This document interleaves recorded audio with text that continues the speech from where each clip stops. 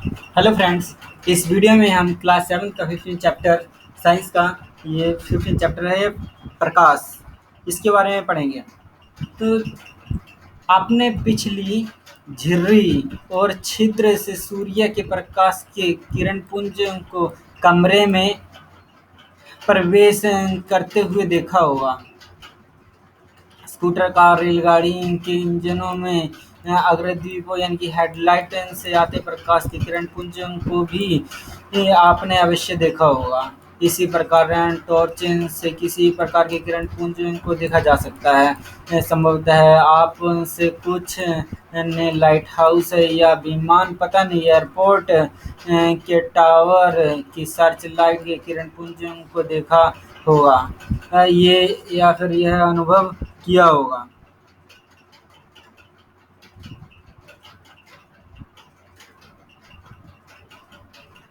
तो जिनसे ये है यहाँ पे आपने इसमें क्या कहने की कोशिश की, जब आप सुबह उठते हो तो फिर आपने लाइट की एक बीम देखी होगी, चाहे सनलाइट की। जब आप सुबह उठते हैं तो फिर जालियों में से जिनसी लाइट की ऐसी ऐसी सी बीम नहीं आती है, उसके बारे में कह रहे हैं। देखा होगा।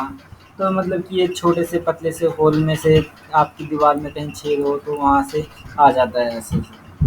कि जो-सी कभी आपने मोटरसाइकिल की हेडलाइट देखी हो, कार की हेडलाइट देखी हो, या फिर इंजन ट्रेन की हेडलाइट वगैरह देखी हो, तो वहाँ से भी आप ये सब लाइट को तो देखते ही होगे।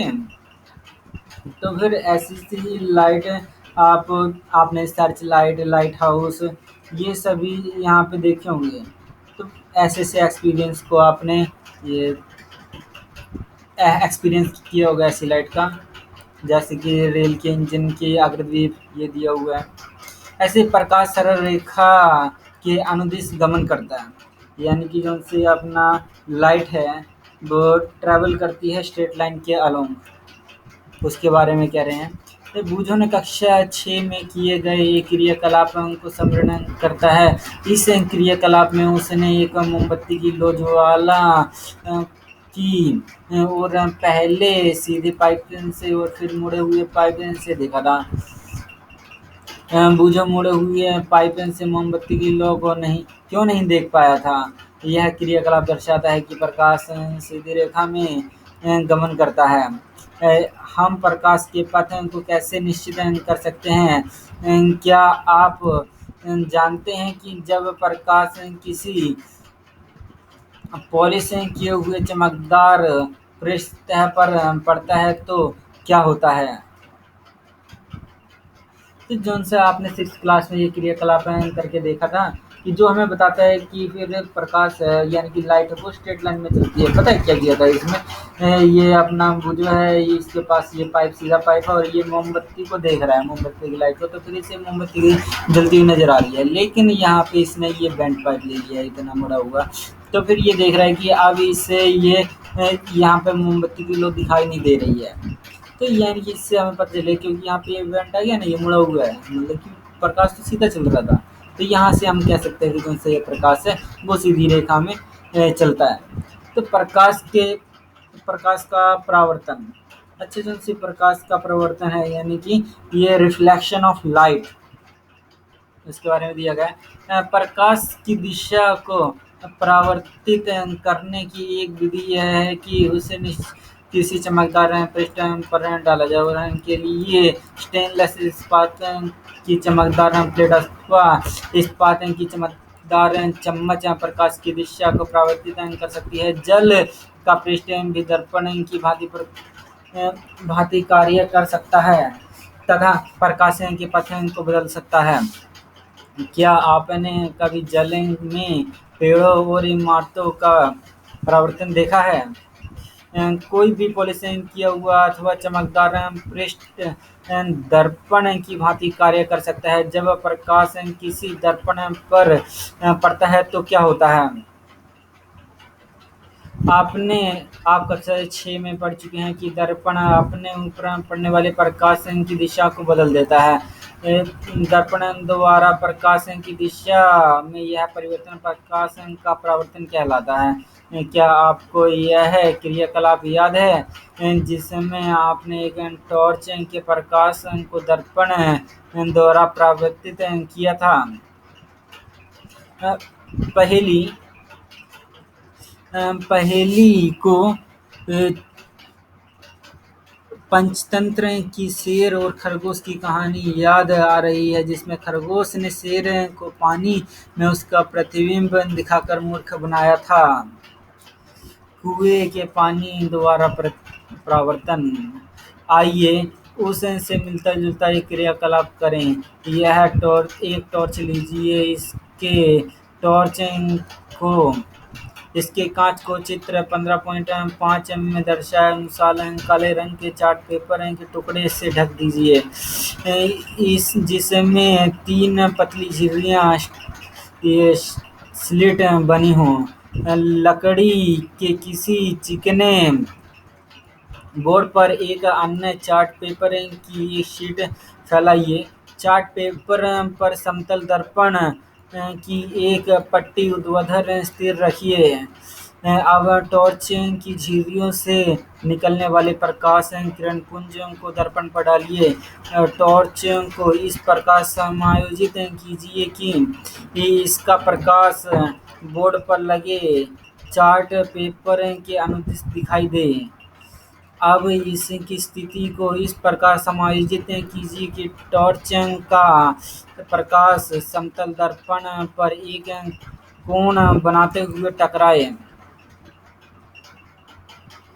क्या दर्पण अपने ऊपर पड़ने वाले प्रकाश की दिशा में परिवर्तन कर देता है? अब टॉर्च को थोड़ा सा इधर उधर इस प्रकार हटाएं कि दर्पण पर प्रकाश पड़ता रहे। अब क्या आप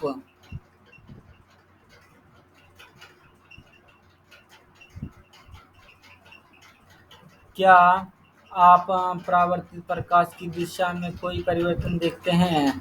परावर्तित प्रकाश की दिशा के अनुकूल दर्पण में देखिए। क्या दर्पण में आपको टॉर्च पर लगी झिर्रियाँ दिखाई देती हैं? यह झिर्रियों का प्रतिबिंब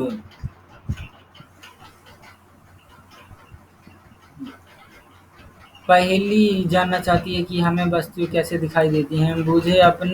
बुझो का विचार है कि वस्तुएं तभी दिखाई देती हैं जब प्रकाश उस उनसे परावर्तित होकर हमारी आंखों तक पहुंचता है। क्या आप उससे सहमत हैं? यह क्रियाकलाप दर्शाता है कि प्रकाश समतल दर्पण से किस प्रकार परावर्तित होता है। आइए दर्पण में बनने वाले प्रतिबिंब से खेलें तथा उसके विषय में कुछ अधिक जानकारी प्राप्त करें। देखिए, जो अभी तक हमने किया है तो उसका क्या कंक्लूजन है कि अभी हम पढ़ रहे हैं कि जो सी ये रिफ्लेक्शन ऑफ लाइट यानी कि प्रकाश का परावर्तन है क्या? जैसे कि आपने कभी चम्मच देखी होगी, थाली वगैरह कुछ देखी होगी अपने घरों में, या स्टील वगैरह की, तो उसमें आप अपनी परछाई को देखते होंगे, या फिर धूप में रखी हुई तो धूप की रिफ्लेक्शन को देखते होंगे आप उसमें। तो जौन सा ये है, या फिर आप कभी तालाब वगैरह में या फिर पानी से भरी हुई बाल्टी में देखते हैं तो फिर वो भी एक दर्पण की तरह यानी कि एक शीशे की तरह ही काम करती है।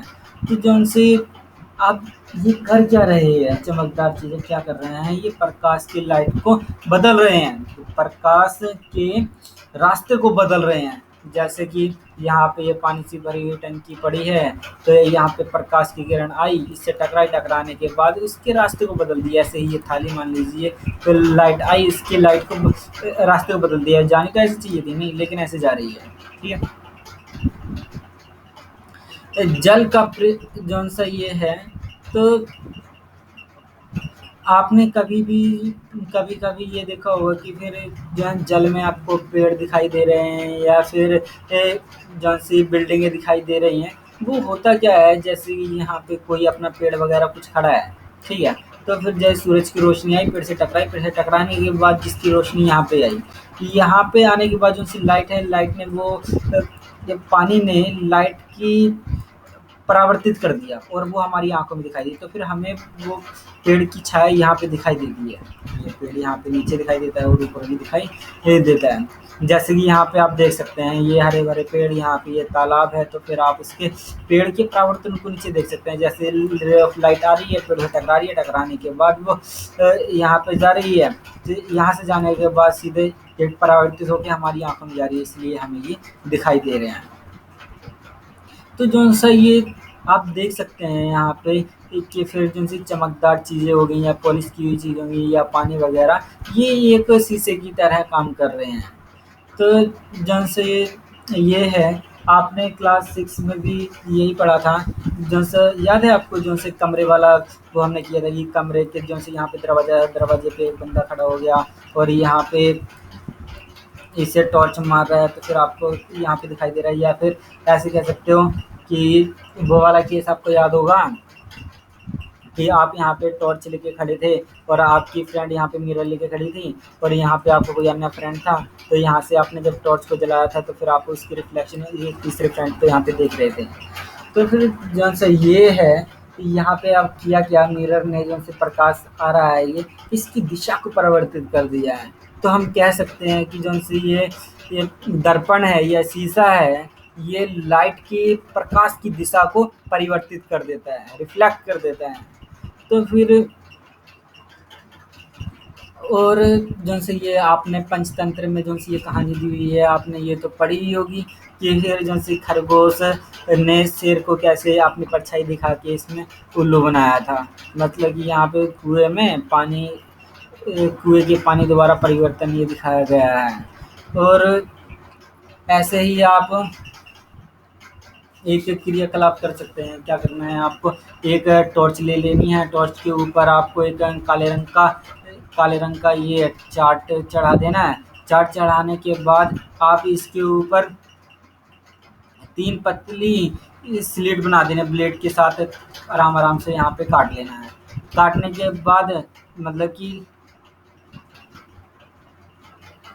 तो फिर आपको क्या करना है कि फिर आपको ये लकड़ी का ये टुकड़ा लेना है। यहाँ पे लकड़ी के टुकड़े के ऊपर जैसे ये शीट वगैरह, शीशा वगैरह या कुछ, सबसे पहले तो यहाँ पे आप एक शीट को चिपका देना।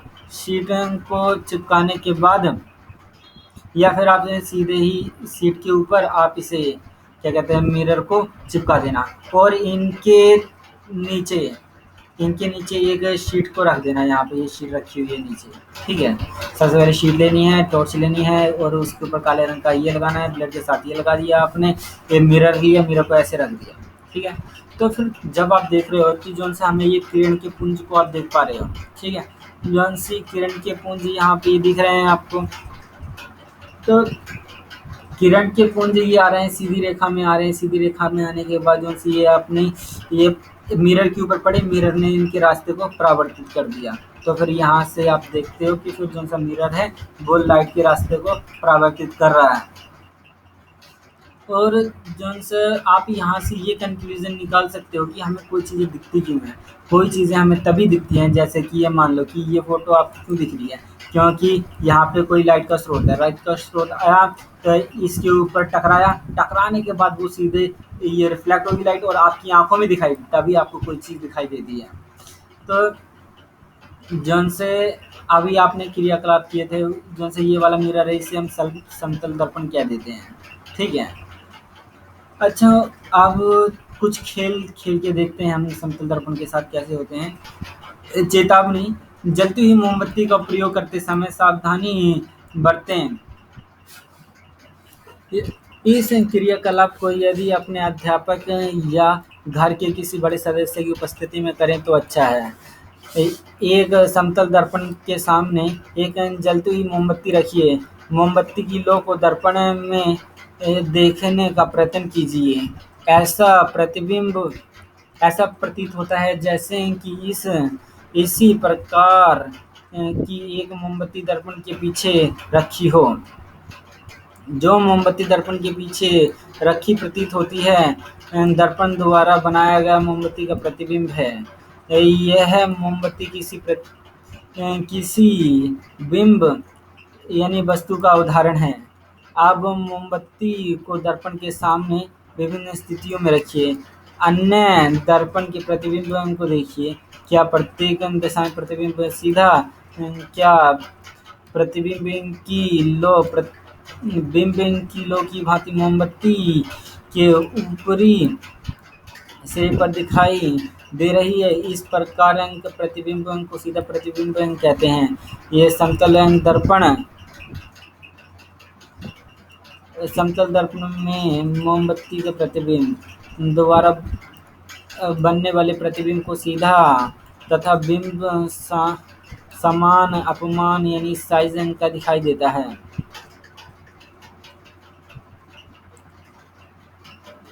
तरबूजों ने अपनी नोटबुक में लिख लिया कि क्या आश्चर्य नहीं है कि दर्पण चाहे छोटा हो या बड़ा हो, मेरा प्रतिबिंब मेरे साइज के समान ही बनता है। अब दर्पण के पीछे एक पर्दा रखिए। पर्दे पर मोमबत्ती का प्रतिबिंब प्राप्त करने का प्रयत्न कीजिए। क्या आप पर्दे पर प्रतिबिंब प्राप्त कर सकते हैं? अब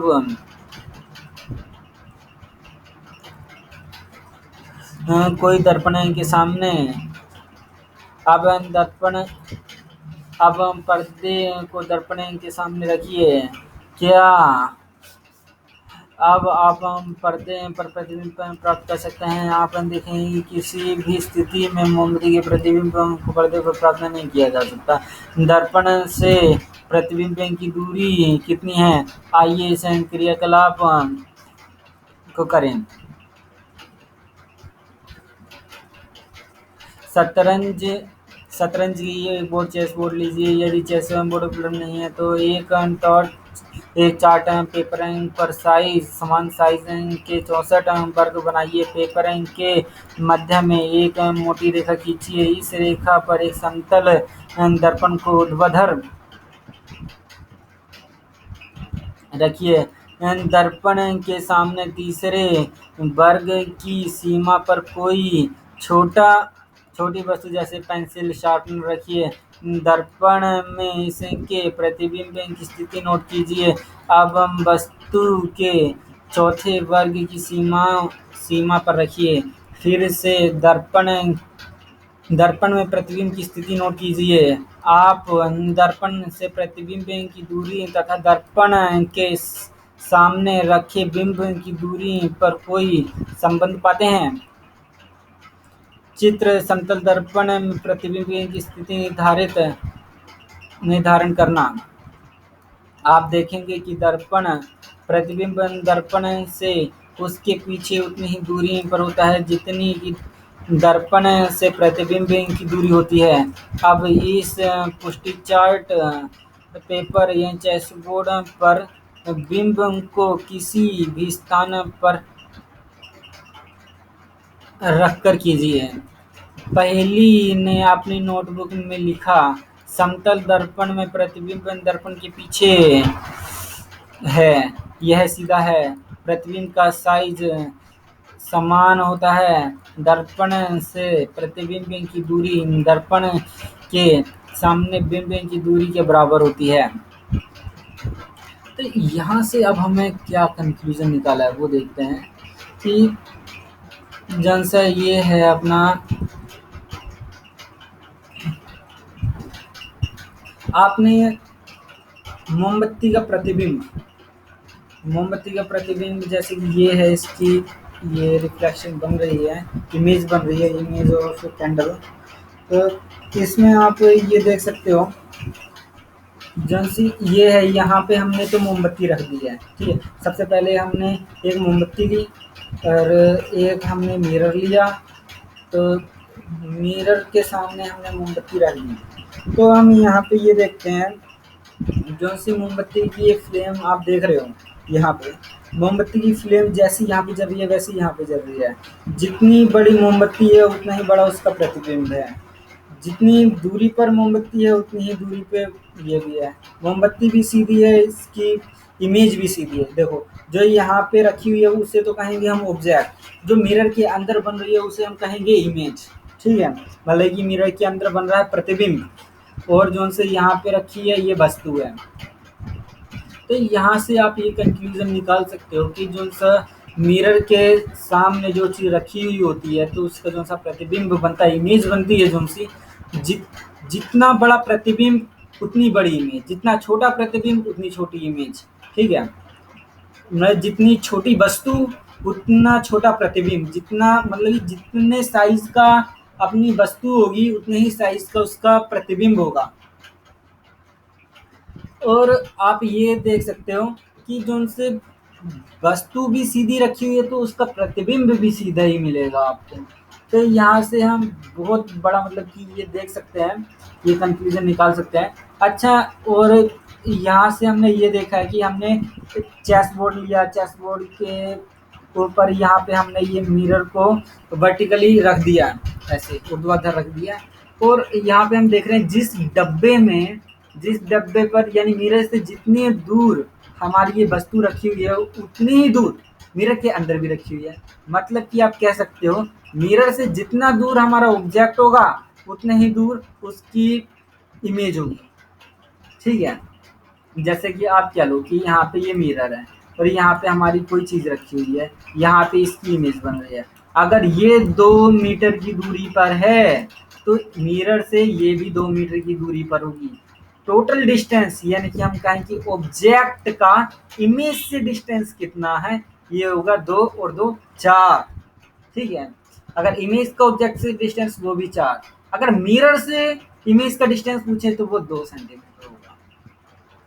मतलब कि आप ये कंक्लूजन निकाल सकते हो कि यहाँ पे जितने जैसे आपका प्रतिबिंब समतल दर्पण में आपका प्रतिबिंब सीधा बनता है, जितने साइज का ऑब्जेक्ट होता है उतने साइज का प्रतिबिंब बनता है, और जितनी दूरी पर आपका मिरर होगा उतनी ही दूरी पे आपका प्रतिबिंब बनेगा।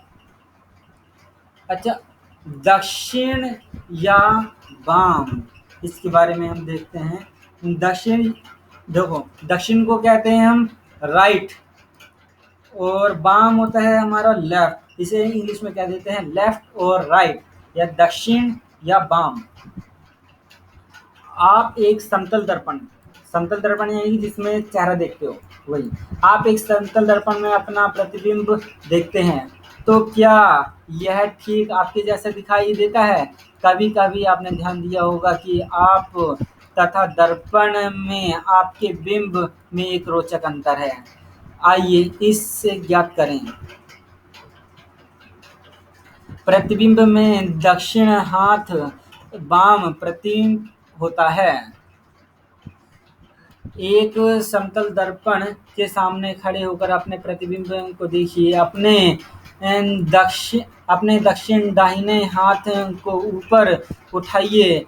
आपका प्रतिबिंब अपना कौन सा हाथ ऊपर उठाता है? चित्र। आप अपने वाम यानी कि बाएं कान को स्पर्श कीजिए। आपका प्रतिबिंब में हाथ आपने किन हाथों को स्पर्श करता है? ध्यानपूर्वक देखिए। आप देखेंगे कि प्रतिबिंब में दक्षिण वाम दिखाई देता है तथा वाम यानी कि दक्षिण दिखाई पड़ता है। बूझों ने सड़क पर रोगी वाहन यानी कि एम्बुलेंस देखा। उससे आश्चर्य हुआ कि इसके आगे की ओर शब्द एम्बुलेंस विचित्र प्रकार से लिखा हुआ था। ध्यान दीजिए कि केवल पार्श्व यानी कि साइड में ही यह अदला बदली होती है। प्रतिबिंब उल्टा ऊपर का भाग नीचे दिखाई नहीं देता। अब एक कागज के टुकड़े पर अपना नाम लिखिए तथा इसे समतल दर्पण के सामने पकड़कर रखिए। यह दर्पण में कैसा दिखाई देता है? क्या अब आप समझ सकते हैं कि रोग वाहनों पर शब्द एम्बुलेंस को विचित्र चित्र 9.15.9 की भांति क्यों लिखा जाता है? जब रोग वाहन के आगे जाने वाले वाहन के चालक अपने पश्य दृश्य पश्य दृश्य दर्पण यानी कि पीछे का दृश्य देखने वाले दर्पण में देखते हैं। ये पीछे वाले दर्पण को हम क्या कहेंगे?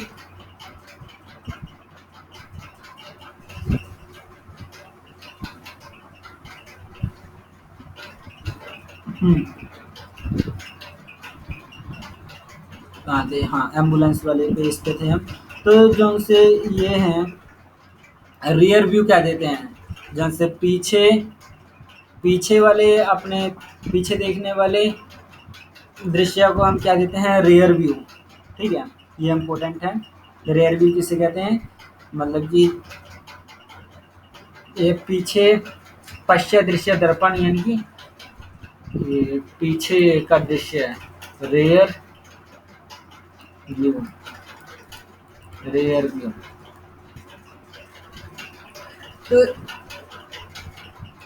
तो वे रोगी पर लिखे एम्बुलेंस को स्पष्ट पढ़ सकते हैं, उसे आगे जाने के लिए रास्ता दे सकते हैं। हम में से प्रत्येक का यह कर्तव्य है कि रोगी वाहन को रोगी वाहन का रास्ता रोके बिना आगे जाने दें। आपने देखा होगा कि स्कूटर या कार के पार्श्व दर्पण यानी कि रियर मिरर में सभी वस्तुओं के प्रतिबिंब सभ्यम वस्तु से छोटा दिखाई देता है। क्या आपने सोचा है कि ऐसा क्यों? देखिए कि यहाँ पे हमने क्या कंक्लूजन निकाला है कि लेफ्ट राइट में आप देखते हैं कि आप कभी भी अपना चेहरा देखने वाले मिरर के सामने खड़े हो जाएं, ठीक है, और खड़े होके आप अपना मतलब कि अगर राइट हैंड पकड़ते हैं तो फिर जो सा आपके मिरर में लेफ्ट हैंड पकड़ेगा, अगर अपना राइट हैंड खड़ा करते हैं तो फिर मिरर में आपका लेफ्ट हैंड खड़ा होगा। तो इसे ही हम क्या देते हैं, जो राइट लेफ्ट की तरह अपेयर होता है और लेफ्ट राइट की तरह अपेयर होता है, इसे ही हम राइट लेफ्ट क्या देते हैं। और जोन सा ये है, आपने कभी देखा है कि जोन सा एम्बुलेंस है, एम्बुलेंस के जोन से अक्षर हैं वो कैसे लिखे हुए होते हैं? वो एम्बुलेंस पे आपने देखा होगा कि फिर वो उल्टे लिखे हुए होते हैं। वो उल्टे इसलिए लिखे होते हैं ताकि जोन सा हम रेयर व्यू अपने पीछे देखने वाले मिरर में देखते हैं ना, तो वो हमें जो सा ये है ये एम्बुलेंस में आ गया इसलिए लिखा होता है ऐसे, क्योंकि जोन सा अगर हम आगे वाहन चला रहे हैं तो उसके जो सा रेयर व्यू मिरर होगा, रेयर व्यू होता है मतलब कि ये पीछे देखने वाला, पीछे का दृश्य जो है देखने वाला, तो फिर वो हमें ऐसे एम्बुलेंस ऐसे लिखा हुआ दिखाई दे जाएगा। मतलब कि जो चीज़ लेफ्ट में वो राइट में, जो राइट में वो लेफ्ट में दिखाई दे जाती है, इसलिए हम इसे ऐसे लिखते हैं। और आपने ये देखा होगा कि जौन सा अपना रेयर व्यू मिरर है, रेयर व्यू मिरर में जौन सा हम देखते हैं वो चीज़ें हमें छोटी दिखाई देती हैं। छोटी इसलिए दिखाई देती हैं ताकि जौन सा ये मिरर है ज़्यादा एरिया को कवर कर सके।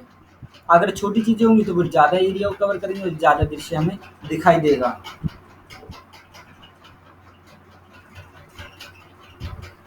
अच्छा, गोली है दर्पण से खेल। पहेली तथा बूझो सायंकाल भोजन के लिए प्रतीक्षा कर रहे थे। बूझो ने स्टेनलेस इस्पात का एक प्लेट उठाई और उसमें अपना प्रतिबिंब देखा। अरे यह प्लेट तो समतल दर्पण की भांति कार्य करती है। मेरा प्रतिबिंब सीधा तथा समान साइज का है। पहेली ने अपना प्रतिबिंब इस्पात का चम्मच की बाहरी अर्थात पीछे वाले दृश्य का उपयोग करके देखा। पहेली ने कहा, बूझो इधर देखो, मैं भी अपना प्रतिबिंब देख सकती हूँ, यद्यपि यह साइज में छोटा है। यह चम्मच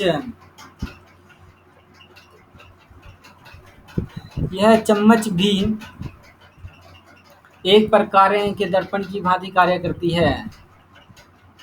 आप भी चम्मच या कोई भी ये विकृत चमकदार पृष्ठ का उपयोग अपना प्रतिबिंब देखने के लिए कर सकते हैं। स्टेनलेस इस्पात की चम्मच लीजिए। चम्मच के बाहरी पृष्ठ को अपने चेहरे के पास लाइए तथा इसमें देखिए क्या आप इसमें अपना प्रतिबिंब देख पाते हैं। आपने जैसा प्रतिबिंब समतल दर्पण में देखा था, क्या यह प्रतिबिंब उससे भिन्न है? क्या यह प्रतिबिंब सीधा है? क्या इसका साइज प्रतिबिंब के साइज के समान है अथवा छोटा है? यह बड़ा है? चम्मच के बाहरी पृष्ठ पर बना प्रतिबिंब। अब चम्मच की भीतरी पृष्ठ का उपयोग करके अपना प्रतिबिंब देखिए। हो सकता है कि इस बार आपको अपना प्रतिबिंब सीधा बड़ा दिखाई दे। यदि आप अपने चेहरे से चम्मच की दूरी को बढ़ाएंगे, संभव है कि यह अपना उल्टा प्रतिबिंब देख पाएं। अपने चेहरे के स्थान पर अपने पेन अथवा पेंसिल के प्रतिबिंब की तुलना कर सकते हैं।